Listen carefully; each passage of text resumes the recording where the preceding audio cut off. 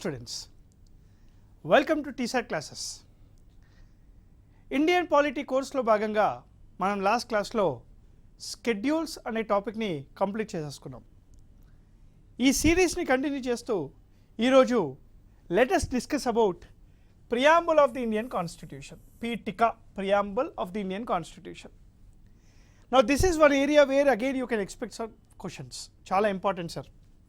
Preamble of the constitution కూడా చాలా important. ముందుగా what is preamble? Preamble is nothing but preamble is nothing but it can be compared to the summary of the Indian Constitution, or it is the gist of the Indian Constitution. Preamble is the identity card of the Indian Constitution. It is the identity card of the Indian Constitution. It is a preface of the Indian Constitution. It is a mirror image of the Indian Constitution. Mirror image of the Indian Constitution. ఒక మూవీలో trailer ఎలానో రాజ్యాంగానికి preamble అలా. Preamble talks about the entire summary of the constitution. రాజ్యాంగం మొత్తాన్ని కూడాను వివరించి చిన్నగా డీటెయిల్డ్గా మనకు కావాలి అని అంటే ప్రియాంబుల్ చదివితే సరిపోతుంది. The idea of the preamble is borrowed from US Constitution. The idea of the preamble is taken from US Constitution. అయితే preamble can also be compared to, preamble can also or is also compared to the objective resolution. The objective resolution of the Constituent Assembly. ఆశయాల తీర్మానము.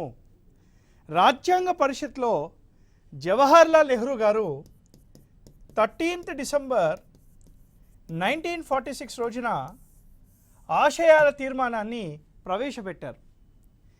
ఈ ఆశయాల తీర్మానాన్ని రాజ్యాంగ పరిషత్తు January 22nd 1947 రోజున pass చేయడం జరిగింది. ఈ January 22, 1947 రోజున పాస్ చేసిన ఆశయాల తీర్మానమే ప్రస్తుతం ఉన్న ప్రియాంబుల్తో కంపేర్ చేస్తాం. ఆశయాల తీర్మానం ప్రకారంగా the India is declared as sovereign, democratic and republic. India is declared as sovereign, democratic and republic. మరి ప్రస్తుతం ఉన్న పీఠిక ఏమని డిక్లేర్ చేసింది? అసలు ప్రియాంబుల్ ద్వారా మనకేం తెలుస్తుంది? ప్రియాంబుల్ ద్వారా 4 క్వశ్చన్స్కి ఆన్సర్ తెలుస్తుంది. Preamble provides answer to the following questions. The first one is authority to the constitution. అసలు రాజ్యాంగానికి అథారిటీ ఎక్కడి నుంచి వచ్చింది? అసలు రాజ్యాంగానికి అథారిటీ ఎవరిచ్చారు? రెండో question the nature of Indian state. అసలు భారతదేశం అంటే ఏంటి? Nature of India. మూడో question what is the objective of constitution. రాజ్యాంగం యొక్క ఆశయం ఏంటి? What is the objective of Indian constitution. And నాలుగోది when was the constitution of India passed. రాజ్యాంగం ఎప్పుడు పాస్ అయింది? ప్రియాంబుల్ ద్వారా మనకి 4 విషయాలకి ఆన్సర్ తెలుస్తుంది. ముందుగా let us look at the preamble. ఇది అందరూ కూడా బైహార్ట్ చేయాలి, చదువుకోవాలి. ప్రియాంబుల్ని మనం 3 పార్ట్స్గా డివైడ్ చేస్తాం. ఎలా ఉంటుంది సార్ అంటే, we the people of India, we the people of India having solemnly resolved, we the people of India having solemnly resolved to see India as, భారతీయులందరూ కలిసికట్టుగా భారతదేశాన్ని ఎలా చూడాలనుకుంటున్నారు? we the people of India having solemnly resolved to see India as sovereign,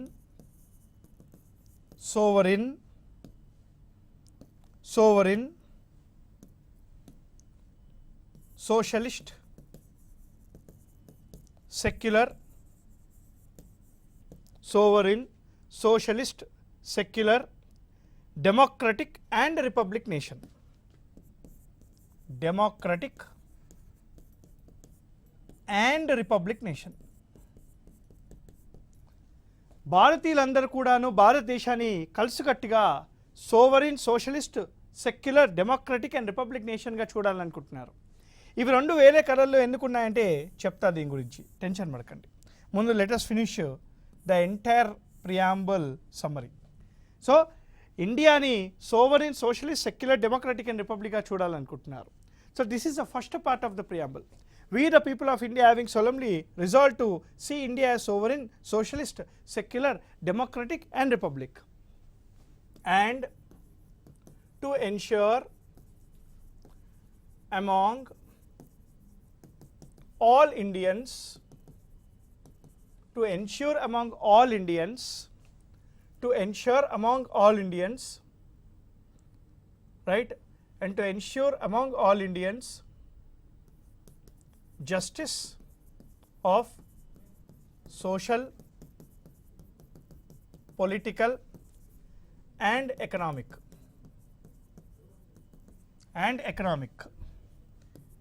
liberty of thought, expression, belief, faith and worship.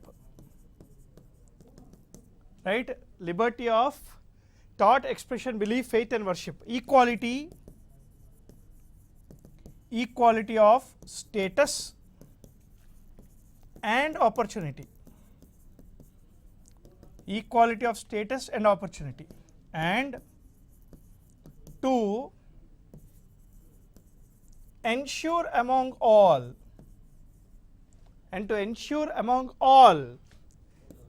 fraternity,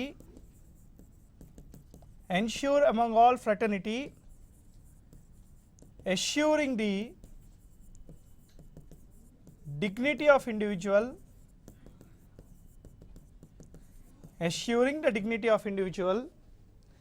to uphold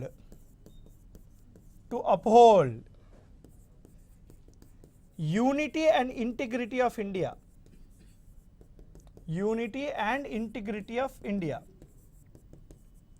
To uphold unity and integrity of India. జాగ్రత్తగా వినాలి sir, ఇది చాలా important ఎగ్జామ్కి. Unity and integrity of India. ఎందుకు integrity in బాక్స్లో పెట్టాను చెప్తా. Right, integrity of India in our constituent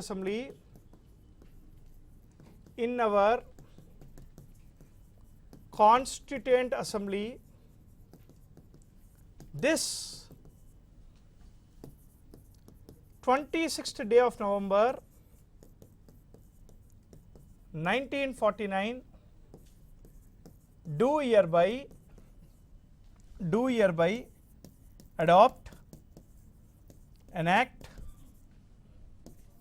and give ourselves this constitution.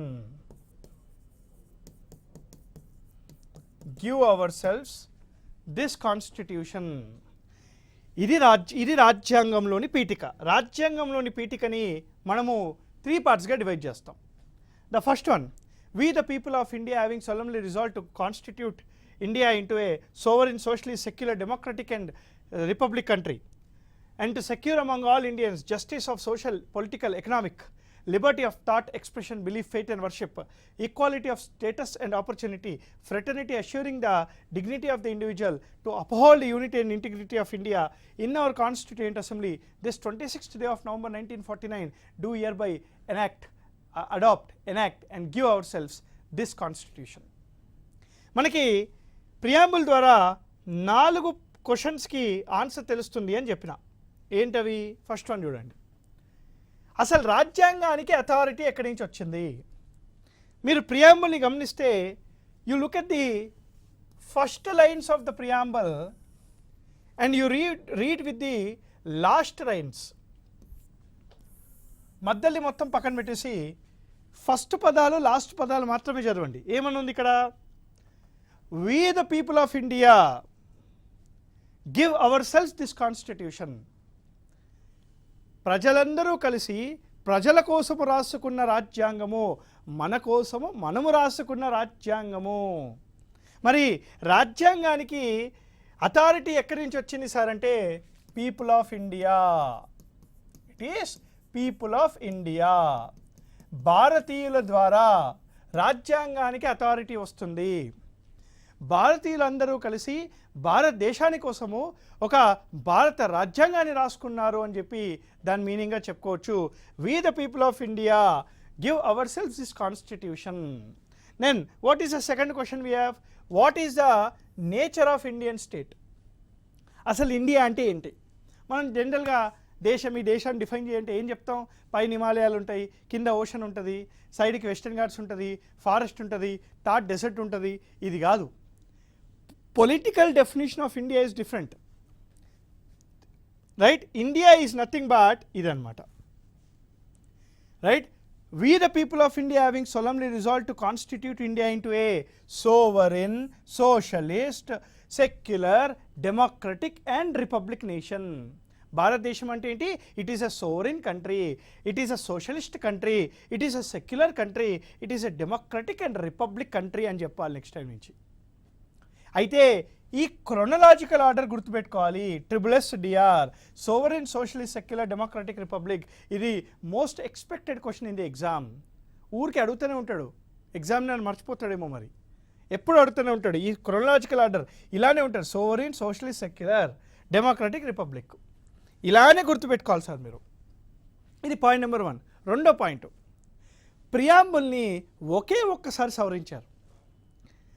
42వ రాజ్యాంగ సవరణ చట్టం ద్వారా 3 పదాలని ప్రియాంబుల్లో యాడ్ చేశారు. చాలా ఇంపార్టెంట్ సార్ ఎగ్జామ్కి. 42వ రాజ్యాంగ సవరణ చట్టం 42nd కాన్స్టిట్యూషనల్ అమెండ్మెంట్ యాక్ట్ 1976 ద్వారా there are 3 words mentioned in the preamble. ఏంటి సార్ అది? The first one is socialist, the second one is secular, and the third one is integrity. ఈ మూడు పదాలని 42వ రాజ్యాంగ సవరణ చట్టం ద్వారా యాడ్ చేయడం జరిగింది ప్రియాంబుల్లో, రైట్? సోషలిస్ట్, సెక్యులర్ మరియు ఇంటిగ్రిటీ అనే పదము 42వ రాజ్యాంగ సవరణ చట్టం ద్వారా యాడ్ చేశారు. ఇది గుర్తుపెట్టుకోవాలి. మళ్ళీ రెండో విషయం. మూడోది, అసలు సోవరీన్ అంటే ఏంటి, సోషలిస్ట్ అంటే ఏంటి, సెక్యులర్ అంటే ఏంటి, డెమోక్రటిక్ అంటే ఏంటి, రిపబ్లిక్ అంటే ఏంటి? Sovereign is nothing but it is an independent nation, it is an independent country. Sovereign mean independent character. India అనేది ఇండిపెండెంట్గా ఉంటుంది.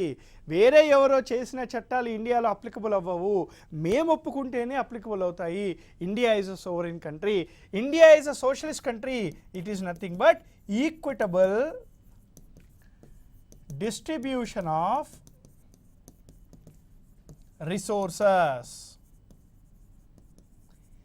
Equitable distribution of resources.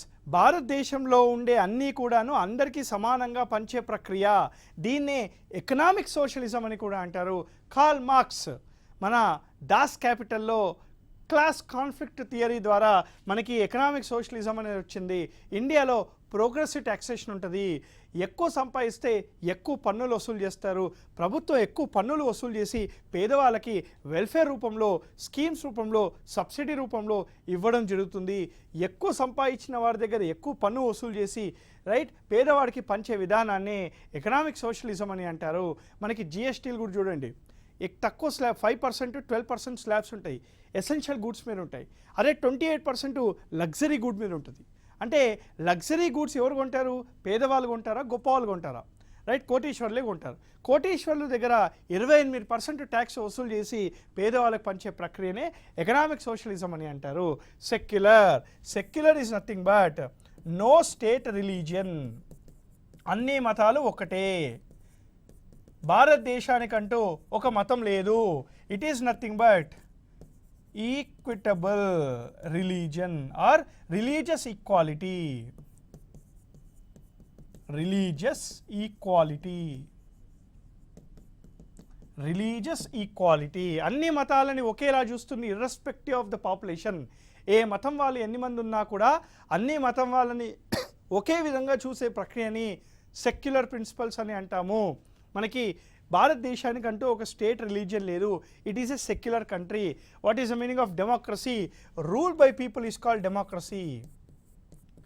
Rule by people, ప్రజల ద్వారా, ప్రజల చేత పాలించబడ్డ ప్రజాస్వామ్యము డెమోక్రసీ. డెమో అంటే ప్రజలు, క్రసీ అంటే rule. Rule by people is called democracy. By the people, of the people, for the people is called democracy. ప్రజల ద్వారా. ఆర్టికల్ 326 రైట్ టు ఓట్ అనేది మనకు వస్తుంది. ఆర్టికల్ 326లో ఉండే రైట్ టు ఓట్ ద్వారా మనందరం కూడాను ఈ డెమోక్రసీలో భాగంగా ఉంటాము. Republic. What is the meaning of republic? రిపబ్లిక్కి రెండు మీనింగ్స్ ఉంటాయి. The first one is head of the state, head of the state, right, is elected, and రెండో మీనింగ్ ఏంటి? and as fixed tenure. who is the head of the country, sir? President of India. భారతదేశంలో రాష్ట్రపతిని ఎన్నుకుంటారు. British వాళ్ళక, Thailand లాగా, Abu Dhabi లేదా Dubai లాగా king కాదు, క్వీన్ కాదు. The head of the country is elected representative. అందుకే India is called republic nation. Republic అంటే head of the country is elected and has the fixed tenure. So this is the nature of the country. When someone asks you what is the nature of the country, ఏమని చెప్పాలి? SSDR.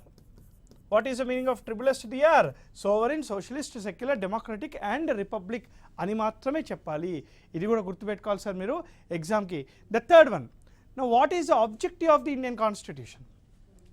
మరి భారత రాజ్యాంగం యొక్క objective ఏంటి? లక్ష్యం ఏం చేయాలనుకుంటే, ఏం సాధిద్దాం అనుకుంటుంది రాజ్యాంగము? The objective of the Indian constitution is nothing but to ensure among all Indians justice, liberty, equality and fraternity. The objective of the Indian Constitution is to ensure justice, liberty, equality and fraternity. These are the four major objectives of the Indian Constitution. What is the meaning of justice? న్యాయము. న్యాయము, స్వేచ్ఛ, సమానత్వము, సోదరభావము. న్యాయాలు మూడు రకాలుగా ఉంటాయి. Social justice, political justice and economic justice. మనకి social justice మరియు economic justice అనేది ఆదేశిక సూత్రాల ద్వారా వస్తుంది. సోషల్ జస్టిస్ మరియు ఎకనామిక్ జస్టిస్ అనేది ఆదేశిక సూత్రాల ద్వారా వస్తుంది. పొలిటికల్ జస్టిస్ అనేది ప్రాథమిక హక్కుల ద్వారా వస్తుంది. Fundamental rights provide you political justice. Social justice and economic justice మనకి ఆదేశిక సూత్రాల ద్వారా వస్తుంది. స్వేచ్ఛ, 5 రకాల స్వేచ్ఛ: thought, expression, belief, faith and worship. మనకి thought and expression. Article 19 of the constitution provides thought and expression, speech and expression. మరి బిలీఫ్, ఫెయిత్ అండ్ వర్షిప్. మత స్వేచ్ఛ. Article 25 to 28. Article 25 to 28 talks about మత స్వేచ్ఛ, religious freedom, right, religious freedom. Equality of status and opportunity. Equality of status and opportunity. Article 14 of the Indian Constitution deals with 2 concepts: equality before law, equal protection of laws. ఇదేమో equality before law, ఇదేమో equal protection of laws. Article 14 equality of status and opportunity మనకు వస్తుంది. And to ensure among all సోదరభావము, brotherhood లేదా harmony, brotherhood లేదా harmony. ఈ fraternity assuring the dignity of the individual to uphold the unity and integrity of India. ఈ fraternity అనేది మనకి ప్రాథమిక బాధ్యతల ద్వారా వస్తుంది. ఒక వ్యక్తిని, పరాయి వ్యక్తిని మన ఫ్యామిలీ లాగా మెంబర్గానే చూడాలి, రెస్పెక్ట్ ఇచ్చి చూడాలి అనే భావన మనకి ఆర్టికల్ 51 క్యాపిటల్ ఏ ప్రాథమిక బాధ్యతల ద్వారా మనకి రావడం జరుగుతుంది. అండ్ ఆల్సో ఎక్కడున్నా కూడా, ఏం చేస్తూ ఉన్నా కూడా, you should always feel proud to say that you belong to the nation India, right? To uphold the unity and integrity of the India. Unity among Indians, integrity among regions. ప్రాంతాల మధ్యలో ఒక యూనిటీని, ప్రజల మధ్యలో ఒక యూనిటీని ప్రియాంబుల్ ద్వారా, రాజ్యాంగం ద్వారా మనకు రావాలి అని చెప్పి ఆశిస్తూ ఉంటుంది, మనకి ప్రియాంబుల్ ద్వారా తెలియజేస్తుంది. ఇంటిగ్రిటీ అనే పదము 42వ రాజ్యాంగ సవరణ చట్టం ద్వారా యాడ్ అయింది. మీకు ముందే చెప్పిన 42వ రాజ్యాంగ సవరణ చట్టం ద్వారా 3 పదాలు యాడ్ అయ్యాయి. సోషలిస్టు, సెక్యులరు మరియు ఇంటిగ్రిటీ అనే పదము, ఈ 3 పదాలు కూడా మనకి దీని ద్వారానే యాడ్ అయింది. సో మనకి ఇక్కడ 4 క్వశ్చన్స్కి ఆన్సర్ ఇస్తుంది preamble. First one is the authority to the constitution of India, రెండోది nature of the Indian state, మూడోది the objective of the Indian constitution, మరి నాలుగోది రాజ్యాంగం ఎప్పుడు పాస్ అయింది. రాజ్యాంగం ఎప్పుడు పాస్ అయింది ఎప్పుడు మీరు ప్రియాంబుల్లో ఉంది కదా. We the people of India having solemnly resolved to see or to constitute India into a sovereign, socialist, secular, democratic and republic, and to ensure among all Indians justice, liberty, equality, fraternity, to uphold the unity and integrity of India in our Constituent Assembly this 26th day of November 1949. This 26th day of November 1949 do hereby adopt, enact and give ourselves this constitution. So constitution ni pass aina roju 26th November 1949. This is also called Constitution Day of India. Constitution Day of India గా celebrate చేస్తాము. మరి రాజ్యాంగం అమల్లోకి ఎప్పుడు వచ్చింది sir? రాజ్యాంగం అమల్లోకి ఎప్పుడు వచ్చింది? 26th January 1950 రోజు అమల్లోకి వచ్చింది. ఈ 26th January 1950ని రిపబ్లిక్ డేగా సెలబ్రేట్ చేస్తాం. రిపబ్లిక్ డే ఆఫ్ ఇండియాగా సెలబ్రేట్ చేస్తాము. So this is very very important.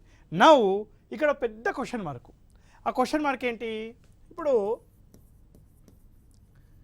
Preamble is nothing but the summary of the constitution కదా. అంటే ప్రియాంబుల్ అనేది it neither provides authority to parliament. It neither provides authority to parliament to make laws. పార్లమెంట్కు చట్టం చేసే అధికారం preamble ఇవ్వదు. అదేవిధంగా it neither help the judiciary in judicial review process. న్యాయ సమీక్ష టైంలో కూడా ప్రియాంబుల్ హెల్ప్ చేయదు. మరి preamble is neither helping the judiciary nor helping the legislature. If it is neither helping parliament nor helping judiciary, ఇక్కడ పెద్ద క్వశ్చన్ మార్క్ ఏంటంటే is preamble part of constitution. అసలు రాజ్యాంగంలో ఇది భాగమా కాదా అనే ఒక క్వశ్చన్ మార్క్ వచ్చిందన్నమాట. మరి భాగం కాదంటే పక్కన పెట్టేద్దాం. Suppose if preamble is part of the constitution, మరి రెండో క్వశ్చన్ ఏంటి? Can it be amended? Preamble అనేది రాజ్యాంగంలో భాగమా కాదా? భాగమైతే సవరించవచ్చా లేదా అనేది ఇక్కడ క్వశ్చన్ మార్క్. దీనికి ఆన్సర్ తెలియాలంటే ఒక 3 కేసులు చూడాలి. The first case is called Berubari versus Union of India case 1960. Supreme court ఇక్కడ ఏం చెప్పిందంటే preamble is not part of Indian constitution అని చెప్పింది. ప్రియాంబుల్ అనేది రాజ్యాంగంలో భాగం కాదని చెప్పేసింది. హ్యాపీ కదా, ఇక సవరించక్కలే ఏమక్కలే. ఎందుకు చెప్పింది అట్లా? Because preamble neither help the parliament to make laws, neither help the judiciary in judicial review. అంటే ప్రియాంబుల్ అనేది శాసనసభకి హెల్ప్ చేయదు, న్యాయ వ్యవస్థకి హెల్ప్ చేయదు. కాబట్టి ప్రియాంబుల్ అనేది it is not part of the constitution అని చెప్పింది. దీన్ని మళ్ళీ ఛాలెంజ్ చేశారు in a famous case Kesavananda Bharati versus state of Kerala. Kesavananda Bharati versus state of Kerala 1973లో. Kesavananda Bharati versus state of Kerala కేసులో సుప్రీంకోర్టు ఏమని చెప్పిందంటే, Kesavananda Bharati versus state of Kerala కేసులో సుప్రీంకోర్టు ఏమని చెప్పిందంటే preamble is part of the constitution అని చెప్పింది. Is part of the constitution అని చెప్పింది. అదేంటి సార్, ముందేమో it is not part of the constitution అని చెప్పింది కదా. అవును, ప్రియాంబుల్ అనేది లెజిస్లేచర్కు జ్యుడిషియర్కి హెల్ప్ చేయకపోయినా ప్రియాంబుల్ ఏంటి sir, it is a mirror image of the constitution. ఇప్పుడు ట్రైలర్ ఉంటుంది, మూవీ ఉంటుంది, మూవీ నుంచి ట్రైలర్ వచ్చింది కదా, మరి ట్రైలర్ మూవీలో భాగం కాదంట వాళ్ళు. ఆ ట్రైలర్ కట్ చేసిందే మూవీ నుంచి. మరి ట్రైలర్ మూవీలో భాగమైనప్పుడు ప్రియాంబుల్ కూడా మనకి ఈ రాజ్యాంగంలో భాగమే అని చెప్పింది సుప్రీంకోర్టు. ప్రియాంబుల్ భాగమే అని చెప్పి, మరి ప్రియాంబుల్ భాగమైనప్పుడు కెన్ ఇట్ బి అమెండెడ్ అనేది ఇక్కడ question mark. Can it be amended, can it be amended. Supreme court ఇక్కడ ఏం చెప్పిందంటే చాలా ఇంట్రెస్టింగ్గా, preamble can be amended but not the basic features of the preamble which are part of doctrine of basic structure. Doctrine of basic స్ట్రక్చర్లో ఏవైతే మూలికమైన అంశాలు ఉంటాయో ఆ మూలికమైన అంశాలు తప్ప మిగతావన్నీ కూడా అమెండ్ చేయొచ్చు అని చెప్పింది. అంటే preamble can be amended but not the basic features of the preamble. Just minute, what is the meaning of basic features of the preamble? ప్రియాంబుల్లో సెక్యులరిజం కానివ్వండి, డెమోక్రసీ కానివ్వండి, రైట్, ఈక్వాలిటీ కానివ్వండి, ఆర్టికల్ 14, ఈ పదాలని బేసిక్ స్ట్రక్చర్ డాక్ట్రిన్లో పెట్టిందనమాట. ఇప్పుడు preamble మొత్తాన్ని amend చేయొచ్చు, కానీ ఈ 3 పదాలను మాత్రం అమెండ్ చేయలేము. బేరుబారి వర్సెస్ యూనియన్ ఆఫ్ ఇండియా కేసులో secular is added to the basic structure doctrine, right. మనకి డెమోక్రసీ, రాజ్ నారాయణ్ వర్సెస్ ఇందిరాగాంధీ కేసులో డెమోక్రసీ అనే పదాన్ని, ఈ కాన్సెప్ట్ని బేసిక్ స్ట్రక్చర్ డాక్ట్రిన్లో యాడ్ చేశారు. మనకి ఈపీ రొయ్యప్ప కేసు తర్వాత కేశవానంద భారతి కేసులో ఈక్వాలిటీ అనే ప్రొవిజన్ని బేసిక్ స్ట్రక్చర్లో యాడ్ చేయడం జరిగింది. సో బేసిక్ స్ట్రక్చర్లో ఉన్నవి తప్ప మిగతావి ఏవైనా అమెండ్ చేయొచ్చు అని చెప్పింది. సో ప్రియాంబుల్ని ఒకేసారి సవరించారు. 42వ రాజ్యాంగ సవరణ చట్టము, ఇది 3వసారి చెప్పడం క్లాస్లో. ఎందుకు చెప్తున్నానో అర్థం చేసుకోండి, చాలా ఇంపార్టెంట్ డౌట్ చెప్తున్నా. 42వ రాజ్యాంగ సవరణ చట్టం ద్వారా ప్రియాంబుల్లో 3 పదాలు యాడ్ చేశారు. 1 సోషలిస్టు, 2 సెక్యులరు, 3 ఇంటిగ్రిటీ అనే పదము. మరి preamble is part of the constitution కదా, మరి దీన్ని మళ్ళీ ఛాలెంజ్ చేశారు 3rd కేసులో. దాన్ని LIC versus Union of India case 1995. LIC versus Union of India కేసులో supreme court, right, it upheld its previous judgment. అంటే its upheld its previous judgment. అంటే కేశవానంద భారతి కేసులో ఏదైతే సుప్రీంకోర్టు చెప్పడం జరిగిందో అది ఒప్పుకుంటూ ఇంకో పదం ఏం చెప్పిందంటే సుప్రీంకోర్టు ఇక్కడ, preamble is integral part, it is integral part of the constitution of India అని చెప్పింది sir. Preamble is integral part of the constitution of India అని చెప్పింది. అంటే భాగం కాదు, కంప్లీట్లీ భాగం అని చెప్పడం జరిగింది. So now preamble can be amended but not the basic features of the preamble. Preamble is part of the constitution, integral part of the constitution. ప్రియాంబుల్లో మనకి ఏమేమి తెలుస్తాయంటే, who provides authority to the Constitution of India, what is the nature of the Indian state, what is the objective of the Constitution, when was the Constitution passed. ఇది మొత్తం మనం గుర్తుపెట్టుకోవాలి. We the people of India having solemnly resolved to constitute India into a sovereign, socialist, secular, democratic and republic. ఈ chronological order important.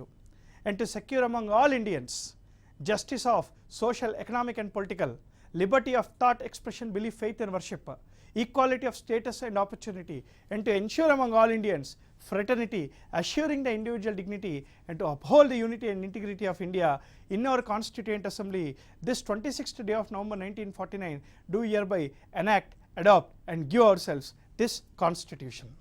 So ఇది preamble of the constitution. ఇంకో క్లాస్లో ఇంకో టాపిక్తో మీ ముందుకు వస్తాను.